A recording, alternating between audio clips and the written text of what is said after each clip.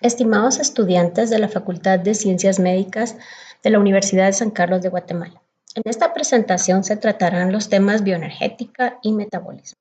Estos les permitirán explicar las transformaciones de materia y energía que ocurren en los organismos, interpretar los valores del cambio de energía libre para identificar si una reacción química es o no espontánea, diferenciar los procesos catabólicos de los anabólicos y describir los mecanismos de transferencia de energía que ocurren en las células. Iniciamos indicando que la bioenergética es la rama de la biología que describe la transferencia y utilización de la energía en los sistemas biológicos. Para ello, se basa en los principios de la termodinámica, la cual es la rama de la física que estudia la transformación de calor, la conversión energética y la capacidad de los sistemas para producir trabajo. Pero, ¿qué es un sistema? El sistema es la parte del universo que está bajo estudio y el sistema tiene un límite que lo separa de su entorno.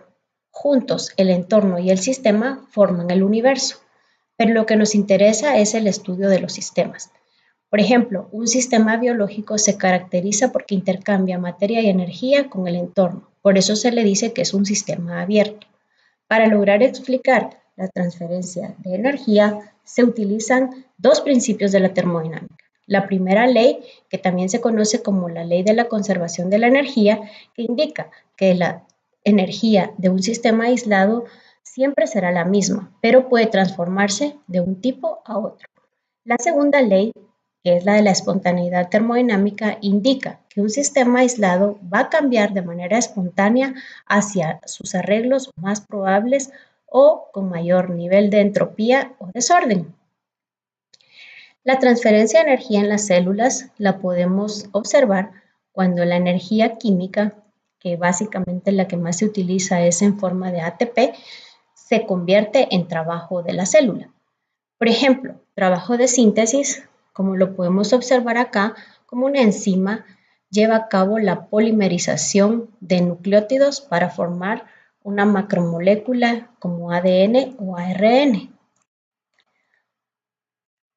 Aquí podemos observar también que el ATP, cuando se hidroliza, se puede convertir en trabajo mecánico que está realizando una proteína que se desplaza sobre microtúbulos y que transporta una vesícula dentro de nuestras células.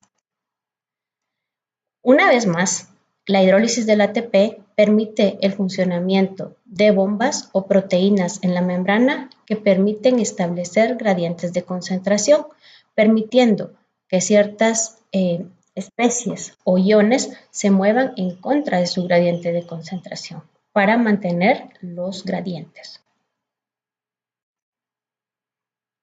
Estos gradientes son importantes porque en ellos también se almacena energía de gradiente. Aquí se puede observar que hay un gradiente no solo de concentración, sino también de cargas o un gradiente eléctrico y que posteriormente va a permitir la formación de un enlace de alta energía entre el grupo fosfato y el ADP cuando se sintetiza el ATP. Y también estos cambios o estas transformaciones de energía en la célula dan como consecuencia la liberación de calor. Aquí podemos ver al organismo como un sistema abierto que va a intercambiar energía y materia con su entorno. La energía y materia la obtiene a través de consumir nutrientes que van a tener compuestos como carbohidratos, grasas y otros que él va a degradar en su organismo y después de que son degradados se va a formar ATP para que lleven a cabo los trabajos que acabamos de mostrar, se va a liberar calor y sustancias de desecho. Pero entonces, los sistemas vivos, en lugar de ser más desordenados o con una mayor entropía, como lo establece la segunda ley, la están violando porque ellos, al contrario, son más ordenados. Aquí podemos observar cómo el ADN, en lugar de ser una molécula que se queda extendida, se va plegando primero para poder caber dentro del núcleo de la célula, pero además, cuando se va a realizar la división celular, debe estar sumamente compactado para poderse dividir de manera equitativa en las células hijas que se van a formar. Pero para ello requiere la formación de múltiples unidades de histonas para que pueda compactarse y otras proteínas de andamio para que logre enrollarse y formar estos cromosomas. Entonces, ¿cómo se puede determinar la espontaneidad termodinámica o esta ley en una reacción química? Se puede realizar de dos maneras: midiendo la entropía en el universo, que debería aumentar, pero esto es un poco complejo de realizar porque vemos que la entropía no es una buena manera para determinar la espontaneidad, ya que en los sistemas puede aumentar, puede disminuir o puede quedar igual. Sin embargo, la disminución de la energía libre de Gibbs, esta sí va a ser un valor útil para poder determinar si una reacción va a ser o no espontánea.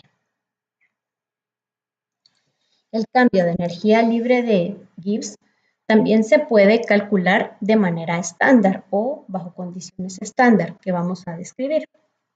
Esta energía libre la podemos calcular a partir de la constante de equilibrio. Esta constante de equilibrio se obtiene de dividir la concentración de los productos dentro de la concentración de los reactivos de una reacción. Cuando nosotros vemos estos reactivos A y B que se convierten en productos C y D, hablamos de la reacción directa. Pero en el equilibrio, los productos también se pueden descomponer a los reactivos A y B. Esa es la reacción inversa. Cuando se hace la relación de la cantidad de productos versus la cantidad de reactivos, se tiene la constante de equilibrio. Y los valores de la constante de equilibrio van a depender de si la concentración de productos es mayor en el equilibrio que la de los reactivos. Se dice que se favorece la formación de productos. Eso quiere decir que la reacción que es favorable es la directa. Mientras que si la constante de equilibrio es menor que 1, no va a haber muchos productos en el equilibrio. Básicamente estos se descomponen y se convierten nuevamente a reactivos, y por ello la reacción favorecida es la inversa. Si la constante de equilibrio es igual a 1, pues la concentración de ambos, de reactivos y de productos, es la misma. Cuando este valor se sustituye en la ecuación, obtenemos el cambio de energía libre estándar. Este cambio de energía libre estándar se ha calculado para múltiples reacciones químicas a una temperatura de 25 grados, presión de una atmósfera, concentración 1 molar y pH 7, que son condiciones diferentes a las que van a prevalecer dentro de una célula. Sin embargo, los valores de delta G, si son positivos o negativos, nos van a permitir determinar si una reacción es o no espontánea. Vamos a observar acá que esto nos permite identificar los procesos exergónicos y los endergónicos. Los exergónicos van a ser termodinámicamente favorables y ocurren de manera espontánea. Eso se debe a que liberan energía, es decir, que al final del proceso los productos van a tener menos energía que los reactivos. También se puede apreciar que su constante de equilibrio es mayor que 1. Eso significa que la reacción que se ve favorecida es la directa, o sea, hacia la formación de productos. Y la delta G, cuando esta constante de equilibrio se sustituye en la fórmula, va a ser un número menor que 1, es decir, negativo. Por ello, un signo negativo nos está indicando que es un proceso o reacción exergónica y que va a ser termodinámicamente favorable. Por el otro lado, los procesos endergónicos son termodinámicamente desfavorables y no ocurren espontáneamente, sino cuesta arriba. ¿Por qué? Porque se requiere energía. Acá vamos a observar que no se favorece la formación de productos, es lo que nos dice su constante de equilibrio, la cual va a ser menor que 1. Y cuando esa constante de equilibrio se sustituye en la fórmula, va a dar un delta G o un cambio en energía de Gibbs positivo. Lo podemos también observar con estas gráficas. Aquí tenemos la comparación de dos tipos de reacciones, exergónicas y endergónicas. La delta G es menor que 0, o sea, va a tener un signo negativo, y en la endergónica va a ser un delta G mayor que 0 o con signo positivo. ¿Por qué ocurre esto? Toda reacción, para que proceda, debe sus reactivos alcanzar un cierto nivel de energía que se conoce como energía de activación. Pero en el caso de una reacción exergónica, los reactivos ya tienen mucha energía acumulada y fácilmente alcanzan su energía de activación y la reacción procede. Esta es una reacción favorecida o espontánea porque los productos van a tener un menor nivel de energía que la que tienen los reactivos. La energía entonces es liberada porque los productos van a tener menor energía. Mientras que en la reacción endergónica no va a ser espontánea. ¿Por qué? Porque los reactivos tienen que alcanzar o llenarse de tanta energía para que la reacción prosiga. Y se observa que los productos van a tener un nivel de energía más alto que los reactivos. Por eso no va a ser una reacción espontánea, sino que requiere energía para que ocurra. Esto nos permite identificar que en el metabolismo, que es el conjunto de reacciones bioquímicas de una célula, van a ocurrir dos tipos de procesos, las vías catabólicas y las vías anabólicas. Una vía catabólica va a permitir que la energía contenida en las macromoléculas que constituyen a los alimentos sean degradadas, pero que se obtenga energía para que después los monómeros que se obtuvieron con la degradación de las macromoléculas se utilicen en las vías anabólicas para que la célula forme sus propias macromoléculas. Pero para unir a estos monómeros se requiere la energía que fue obtenida de la degradación de las moléculas durante el catabolismo. Aquí lo podemos observar también en este esquema, en donde vemos que el catabolismo parte de macromoléculas complejas, que son llamados los nutrientes energéticos, que se degradan a productos más sencillos o no energéticos o de desecho como dióxido de carbono y agua. Durante el catabolismo se va a caracterizar porque los procesos son exergónicos, o sea, favorecidos termodinámicamente.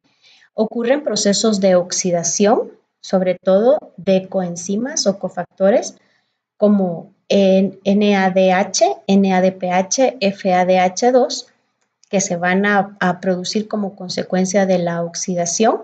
Estos van a estar en estado reducido y también la energía que se libera de estos procesos catabólicos se va a aprovechar para sintetizar ATP a partir de ADP y fosfato.